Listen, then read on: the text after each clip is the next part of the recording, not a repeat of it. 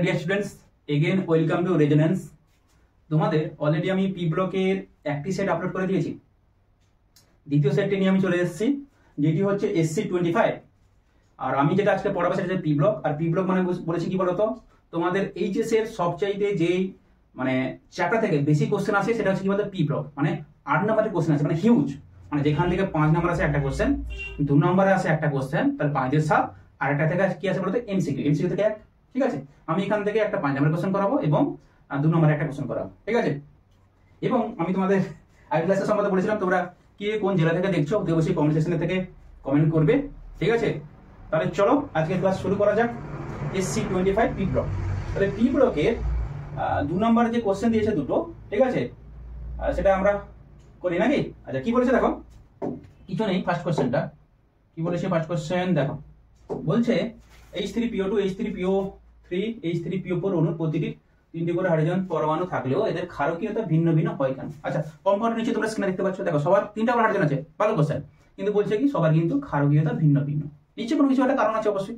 তাহলে দেখো চলো, আচ্ছা আরেকটা জিনিস, আচ্ছা আমি যখন এখানে পড়াচ্ছি তখন বলে দিই। দেখো আরেকটা জিনিস এখানে ভালো করে খেয়াল করবে, কি কম্পাউন্ড আছে, H3PO2, ঠিক আছে। আরেকটা কি আছে, H3PO3, আরেকটা কম্পাউন্ড কি আছে, H3PO4। ভালো করে বুঝবে জিনিসটা, ঠিক আছে। আচ্ছা এর আগে আমি একটা কথা বলে দিই, ভালো করে বুঝবে। এই যে কম্পাউন্ডগুলো তোমরা নাম মনে রাখতে পারো না, একটা ট্রিক ভালো করে বলবে। আচ্ছা কারো জারণ স্তর বা জারণ সংখ্যা খুব বেশি থাকে তাকে কি বলবো, ইগনাস।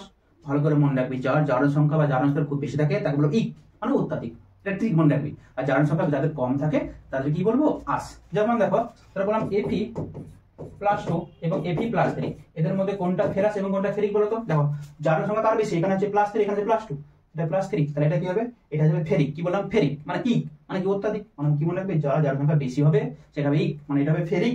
এটা হবে কি বলতো, এটা হবে Fe2+, কি হবে, এটা হবে ফেরাস। কি বললাম বুঝতে পেরেছো, জারণ সংখ্যা বেশি হলে হবে ইগ আর কম হলে হবে আস, ঠিক আছে। এবার এদের জারণ সংখ্যা বের করা যাক। জারণ সংখ্যা কিভাবে বের করছি দেখো, 3টা হাইড্রোজেন মিলে কত হবে, 3+।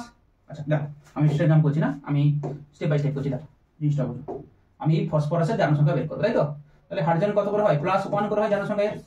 আর কটা আছে, 3টা হাইড্রোজেন, তাহলে গুণিতক 3। আচ্ছা ফসফরাস কত, একটা, তাহলে জানি না, তাহলে x এর উপর 1 * x মানে x, প্লাস কি হবে, প্লাস হবে 4। আচ্ছা ইনটু কত হবে, অক্সাইড কত করে হয় গো, -2, তাহলে এদের উপরে মাইনাস বা প্লাস কিছু আছে, কিছু নেই, তাহলে কত হবে 0। এবার বুঝতে পারলে, তাহলে কি হবে, x + 3 - 8 = 0। তাহলে x মান কত হবে, +8 - 3 মানে কত হবে, +5, মানে এর ভ্যালেন্সি কত হবে, +5, তাই তো। এর কত হবে বলো তো, এটা হচ্ছে +3 হাইড্রোজেন, এটা কত, -6 মানে 3 দিয়ে 6, তাহলে এটা নির্ণয় করলে কত হবে, এখানে কত দিতে হবে বলো তো, এখানেও +3 দিতে হবে, তো এখানে +3 দিতে হবে, দিয়ে দাও, +3 = 1 হবে, 3 3 + 6, আর এখানে -6 নিউট্রাল। কি বললাম বুঝতে পেরেছিস, এখানে কত হবে, এখানে হচ্ছে +3, এখানে কত -4, তাহলে এখানে কত দিলে নিউট্রাল হয়ে যাবে ওভারঅল, এখানে দেখো +1। কি বললাম বুঝতে পেরেছিস না পারিস? আচ্ছা তুমি এবার কনফিউশন হয়ে যাবে, স্যার কোনটা ই কোনটা আস, এবার তো সবগুলো মানে এটা সবচেয়ে বেশি, এটা সবচেয়ে কম, তাই না। তাহলে এখানে যেটা আমাদের মনে রাখতে হবে, দেখো তাহলে প্রথমে এদের মধ্যে কম্পেয়ার করি। তাহলে এটা কি বলতো, এটা হচ্ছে কি ফসফরিক অ্যাসিড, তাই তো। এটা ফসফরিক অ্যাসিড বলবো, ইক ইক ফসফরিক অ্যাসিড। এটা কি বলতো, ফসফরাস অ্যাসিড, মানে এটা তুলনায় এটা তো কম, এটা হচ্ছে +5, এটা হচ্ছে +3। এটা হচ্ছে ফসফরিক অ্যাসিড, এটা কি ফসফরাস অ্যাসিড। আর তার থেকে যদি আরো কমিয়ে দাও তাহলে কি হবে, হাইপোফসফরাস অ্যাসিড। কি বললাম, এটা হলো কি, এটা হলো ফসফরিক অ্যাসিড। কি বললাম, ফসফরিক অ্যাসিড, ঠিক আছে। ইক চলে এসেছে না, মানে বেশি আছে। এটা কি হবে বলো, ফসফরাস অ্যাসিড। কি বললাম বুঝতে পেরেছিস, এটা কি হবে, এটা হচ্ছে হাইপো, এটা কি হবে হাইপো ফসফরাস অ্যাসিড। কি বললাম বুঝতে পেরেছিস, তোমরা বাংলা লিখতে পারো, ঠিক আছে। এটা যে হাইপো ফসফরাস অ্যাসিড, এটা হচ্ছে ফসফরাস অ্যাসিড। এটা কি হবে, এটা হবে ফসফরিক অ্যাসিড। এটা তুমি অর্থ ফসফরিক অ্যাসিডও বলতে পারো, ঠিক আছে। আচ্ছা এবার যে স্ট্রাকচার ভালো করে বুঝবি, মানে যেখানে অক্সিজেন থাকবে সেখানে ফসফরাস কি হবে, সবসময় জন্য কি হবে, ডাবল বন্ড হয় এবং এদের মধ্যে বন্ডটা 2+7, মানে অক্সিজেন এবং ফসফরাস এদের বন্ধুত্ব খুব ভালো, তাই না। তোমাদের তো কেউ থাকতে পারে এদের সঙ্গে তোমার বন্ধুত্ব খুব ভালো, তাই না। তাহলে তোমরা তোমাদের নিচে বন্ধুত্ব আছে মানে কি এলিমেন্টের মধ্যেও বন্ধু থাকতে পারে। তাহলে দেখো কিভাবে আঁকছি, দেখো প্রথমে এটা আঁকি, কিভাবে আঁকছি ভালো করে দেখবি। পিও সবার ক্ষেত্রে কি বলে, সবার ক্ষেত্রে কি হবে, পিও। এর ক্ষেত্রে কি হবে, এর ক্ষেত্রে কি হবে, পিও, ঠিক আছে। আচ্ছা ফসফরাসের কটা হাত হবে, 5-7, তাই না, যেহেতু গ্রুপ 15 বা 15, তাহলে এখানে 5টা দিয়ে দাও, হয়েছে। 1 2 3 4 5, এটা দিয়ে দাও, ভালো করে বুঝবি জিনিসটা। তাহলে 5টা হাত ফসফরাসের হয়েছে। আচ্ছা এখানে হাইড্রোজেন দিয়ে দাও, হাইড্রোজেন হাইড্রোজেন হাইড্রোজেন, পরপর আসছি, ভালো করে বুঝবি। হাইড্রোজেন হাইড্রোজেন হাইড্রোজেন, এখানে দিয়ে দাও হাইড্রোজেন হাইড্রোজেন, তিনটা হাইড্রোজেন। এবার দেখো অক্সিজেনকে মিলাবো, কি আর মিলাচ্ছি দেখো। প্রথমে ফসফরাসের সঙ্গে অক্সিজেন বন্ধন করে নিলাম ডাবল বন্ড, তারপরে তিনটা বন্ড দিয়ে দিলাম নিচে, তারপরে হাইড্রোজেন হাইড্রোজেন সবার কথা লিখে দিলাম। এবার দেখো এখানে কি তিনটা হাইড্রোজেন ছিল, তিনটা লিখে দিয়েছি। অক্সিজেন কটা ছিল, দুটো ছিল, দেখো অক্সিজেন একটা লিখেছি, তাহলে এখানে কি হবে, একটা অক্সিজেন চলে আসবে। আর এখানে কি দেখো শুধুমাত্র হাইড্রোজেন হাইড্রোজেন, ক্লিয়ার তো এটুকু। আচ্ছা এবার এখানে মিলাচ্ছি, দেখো এখানে কটা, তিনটা অক্সিজেন ছিল, তাই তো। এখানে কি একটা অক্সিজেন চলে এসেছে, একটা অক্সিজেন চলে এসেছে, তাহলে এখানে একটা, এখানে দুটো, ক্লিয়ার এটুকু। দেখো পি ও ও ও মানে PO3, আর সঙ্গে তিনটা হাইড্রোজেন, একটা দুটো তিনটা মিলেছে। আচ্ছা এখানে অক্সিজেন কে মিলাম, এখানে একটা অক্সিজেন, আর টোটাল করা আছে বলতে চারটা ছিল, তাহলে এখানে একটা দিয়ে দাও, এখানে একটা দিয়ে দাও, এখানে একটা দিয়ে দাও, ক্লিয়ার এটুকু। আচ্ছা এটা কি হচ্ছে, এটা হচ্ছে মনো বেসিক অ্যাসিড, এটা হচ্ছে দ্বিক্ষারীয় আম্লিক, বা কি বলছি ডাই বেসিক অ্যাসিড, এটা হচ্ছে ট্রাই বেসিক অ্যাসিড। এবার কেন বলছি দেখো, এখান থেকে শুধুমাত্র কি বেরিয়েছে, শুধুমাত্র একটা H+ পাবো, এখান থেকে কি পাবো, দুটো H+ পাবো, তাই না। আর এখানে কি পাবো, তিনটা। কি বললাম বুঝতে পেরেছিস? এটা হচ্ছে কি, এটা হচ্ছে মনো বা যাকে বলছি এক ক্ষারীয় লিখবি, এটা হচ্ছে কি এক ক্ষারীয়, কারণ কি এখান থেকে শুধুমাত্র একটা H+ কে পাবো, যেটা এক ক্ষারীয়। আর এখানে কি পাবো, এটা হচ্ছে দ্বিক্ষারীয়, ঠিক আছে। এটা কি বলতো, ত্রিক্ষারীয়, ক্লিয়ার তো রিকু, ত্রিক্ষারীয়। এটা হচ্ছে ব্রহ্মা, এটা হচ্ছে ব্রহ্মা বিষ্ণু, এটা হচ্ছে কি ব্রহ্মা বিষ্ণু মহেশ্বর। বুঝতে পেরেছি জিনিসটা কি বললাম? এটা হচ্ছে মনো বেসিক অ্যাসিড, ঠিক আছে। এটা হচ্ছে ডাই বেসিক অ্যাসিড, এটা কি ট্রাই বেসিক অ্যাসিড। দেখো সবার হাইড্রোজেন কিন্তু সমান, কিন্তু এটা হচ্ছে কি এক ক্ষারীয়, এটা দ্বিক্ষারীয়, এটা হচ্ছে ত্রিক্ষারীয়। মানে এখান থেকে আয়োনাইজেবল তিনটা হাইড্রোজেন পাই, সেটা ত্রিক্ষারীয় আম্লিক। এটা হচ্ছে কি দুটো পাই, এই জন্য কি দ্বিক্ষারীয় আম্লিক। এটা এখান থেকে জাস্ট একটা পাই, এই জন্য কি বলবো এক ক্ষারীয় আম্লিক। এটা বলতে ক্লিয়ার তো? আচ্ছা আচ্ছা, এই কোশ্চেনটা না, এই কোশ্চেনে গন্ডগোল আছে। গন্ডগোল বলতে কি, মানে N2O ক্ষারীয়, কিন্তু জিঙ্ক অক্সাইড উভধর্মী। আর জিঙ্ক অক্সাইড কিন্তু উভধর্মী হবে। উভধর্মী বলতে কি, জিঙ্ক অক্সাইড অ্যাসিড ক্ষার, মানে সবার সঙ্গে বিক্রিয়া করে কিন্তু লবণ উৎপন্ন করে, কিন্তু এ কিন্তু কারোর সঙ্গে তেমন একটা বিক্রিয়া করে না। এটা কি পশম, একে ক্ষারীয় করে দিয়েছে। কোশ্চেনটা ভুল আছে, কি বলে বুঝতে পেরেছো তো? নেক্সট কোশ্চেন কি বলেছে, 5 নম্বরের কোশ্চেনটা বলছে কোন হ্যালোজেন হাইড্রোক্সিড বাইলবন গঠন করে, মানে ডাবল সল্ট গঠন করে, ও কেন, মানে কে গঠন করে এটা বলতে হবে, এবং কেন গঠন করে ওটা অতি অবশ্যই বলতে হবে। এখানে তিনটা কোশ্চেন আছে, তাহলে চলো প্রথম কোশ্চেনটা দেখা যাক কি বলেছে। আচ্ছা এটাকে স্টার লাগাও, এটা হচ্ছে 5 স্টার কোশ্চেন, মানে এটা ভীষণ ভীষণ ভীষণ ইম্পর্টেন্ট, ঠিক আছে। আচ্ছা এখান থেকে আর অন্য ধরনের কোশ্চেন দিতে পারে, ভালো করে বুঝবে।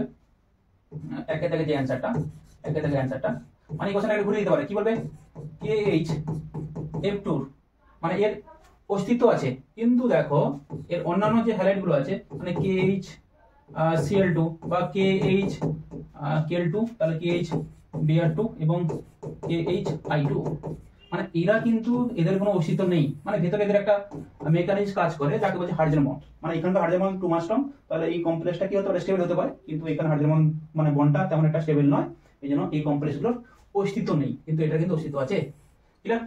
তাহলে কোন হ্যালোজেনটি হবে, তাহলে এটা কি হবে বলতো, কোন হ্যালোজেন হাইড্রোজেন, মানে ফ্লোরিন হবে আর কি, ঠিক আছে। অ্যাকচুয়াল ভালো করে বুঝবেন, এই যে মানে হাইড্রোজেন ফ্লোরাইডের সঙ্গে KF যদি মিশিয়ে দিই না, তাহলে এখান থেকে একটা কমপ্লেক্স তৈরি হয়। এটা আমরা ভালো করে দেখো, ভালো করে বুঝবি জিনিসটা। আচ্ছা দেখো, সাপোজ প্রথমে কি ছিল, KF ছিল, তাই তো। আচ্ছা KF বলতে কি, পটাশিয়াম ফ্লোরাইড, তাই তো।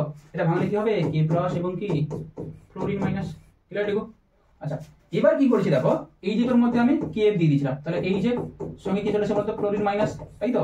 এটা ভাঙলে কি হবে, এটা ভাঙলে যেটা পাবো, এখানে ফ্লোরিন ছিল dot dot dot dot dot dot dot HF, তাই তো। আর এখানে একটা মাইনাস ছিল, তাহলে দুটো যোগ করে কি উপরে একটা মাইনাস। মানে জিনিসটা তো বুঝতে পারলে না তোমরা, দেখো এটা কিন্তু ছিল এই যে হাইড্রোজেন ফ্লোরাইড, এটা ছিল হাইড্রোজেন ফ্লোরাইড, তাই তো, এই কমপ্লেক্সটা।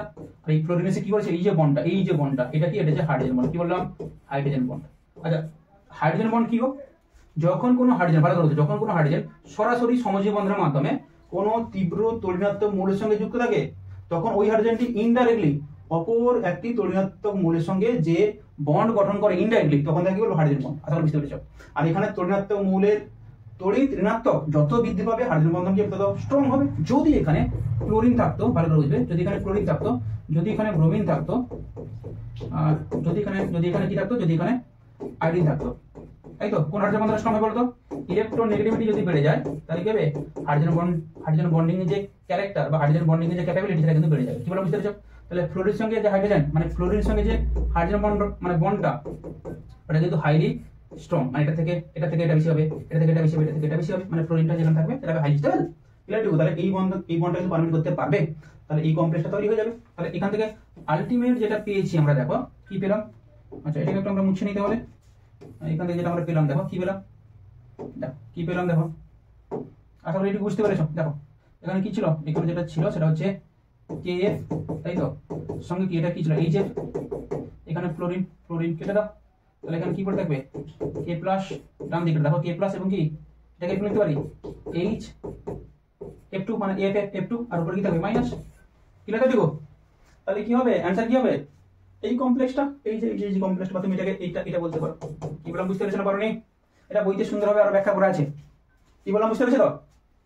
আচ্ছা, নেক্সট কোশ্চেন কি বলেছে দেখো, এটা বইতে আছে, আমি জাস্ট সিম্পলি তোমাদের বলে দিচ্ছি, ভালো করে বোঝো। এটা একটা ব্যাখ্যাধর্মী কোশ্চেন। কি বলেছে, বলছে SF4 আর্দ্র বিশ্লেষিত হয় কিন্তু SF6 আর্দ্র বিশ্লেষণ হয় না। আচ্ছা দেখা যাক কি হয়। দুইয়ের কোশ্চেনটা বলছে SF4 কি যদি জল দেওয়া হয় তাহলে এটা ভেঙে যায়। আচ্ছা, এটা ভাঙলে কি হয়, ভাঙলে পাবো SO2 সঙ্গে কি হবে 4HF।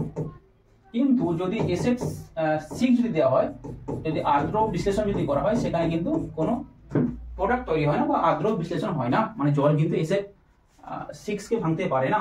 ঠিক আছে, এবার ব্যাপারটা হচ্ছে দেখো কি, দেখো ভালো করে বুঝবে, মানে স্ট্রাকচারের মধ্যে সমস্ত কিছু গল্প কি আছে, সালফার তো। আচ্ছা, এটাকে আমি সবচেয়ে বেটার হয়, দেখো সবচেয়ে বেটার হয় এটাকে আমি এরকম করে দিই। ঠিক আছে, আচ্ছা এবার দেখো এখানে এরকম ড্র করে ফেলো। ঠিক আছে, আচ্ছা এটাকে এক সেকেন্ড, এটাকে এরকম করে নাও। ফ্লোরিন বাবু, ফ্লোরিন বাবু, ফ্লোরিন বাবু, এখানেও ফ্লোরিন বাবু। আর কি আছে, আরেকটা উপরে একটা ফ্লোরিন আছে, ভালো করে বুঝো, উপরে একটা ফ্লোরিন আছে এখন, উপরে একটা ফ্লোরিন, আর কি আছে আরেকটা, কি আছে বলো তো, নিচে একটা ফ্লোরিন। তাহলে একে দেখতে কেমন অষ্টক লিখো, নিচে 4টা তল থাকবে, আর কি থাকে বলো তো, উপরেও 4টা তল থাকবে, তাই না, যেটা তোমরা ক্লাসে করে এসছো। মানে এরকম একটা বই নিয়ে নাও। ঠিক আছে, ধরো বই এরকম 4 কোণা একটা বই। ঠিক আছে, ধরো এই বইটা সবাই দেখতে পাচ্ছে, এই বইটা। ঠিক আছে, ধরো 4টা কোণ। এবার এখানে মাঝখানে সালফার আছে, মাঝখানে সালফার আছে, আর এখানে একে বসিয়ে দাও। কে বলো তো, এটা হচ্ছে ফ্লোরিন, এদের মধ্যে বন্ড এবার আমি হাতে ধরতে পারছি না। ঠিক আছে, বা এই বোর্ডটাকে ধরুন, সবচেয়ে সুবিধা এই বোর্ডটা ধরুন। এই বোর্ডের মাঝখানে এখানে সালফার আছে, এখানে ধরো সালফার আছে। ঠিক আছে, আচ্ছা এখানে কি ফ্লোরিন, সেই কোণে যোগ করো, এই কোণে যোগ করো, ওই কোণে যোগ করো, এই কোণে যোগ করো, এদিকে একটা তল পাবো, এইদিকে একটা তল পাবো, ওইদিকে একটা তল পাবো, আর এইদিকে একটা তল পাবো। এটাকে বোর্ডের সেদিকে যদি ধরি, তাহলে সেদিকে 4টা তল পাবো, এদিকে 4টা তল, সেদিকে 4টা তল, তাহলে কত তল পাবো বলতো, অষ্টক তল বা 8টা তল। কি বললাম বুঝতে পেরেছিস? তাহলে এর সঙ্গে এটা কানেকশন করো, আর কি হবে, এর সঙ্গে এটা কানেকশন করে দাও।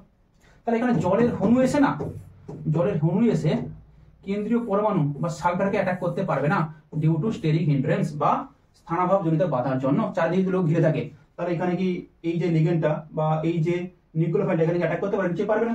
তুমি বলবে স্যার এখানে ফ্লোরিন কেন অ্যাটাক করছে না, কারণ ফ্লোরিন তো ভ্যাকেন্টই নেই। কি আছে, সালফার ভ্যাকেন্টি ছিল কিন্তু এখানে অ্যাটাক করতে পারবে না। আচ্ছা, যদি উপর নিচে যদি মানে ফ্লোরিন যদি হাঁটিয়ে দেয়, তাহলে এখানে পেস বেড়ে যাবে না, যদি এখানে থাকতো সালফার, ধরো এখানে থাকলো sulphur, fluorine, fluorine, fluorine, fluorine, তাই তো, এটা হচ্ছে SF4।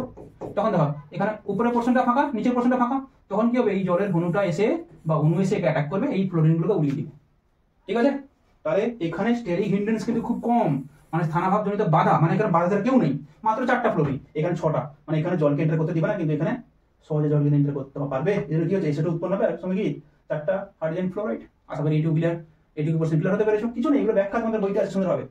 আচ্ছা, এটা কি বলতো, এটা হচ্ছে হাইড্রোজেনিক অ্যাসিড। আচ্ছা এটাকে বলছে কি, আচ্ছা হাইড্রোজেনিক অ্যাসিড এবং অ্যামোনিয়ার মধ্যে পার্থক্য লিখো। আচ্ছা তোমরা ভাববে কি বলতো, যে দুটো একই কম্পাউন্ড, হয়তো প্রিন্টিং মিস্টেক হচ্ছে, একদমই না।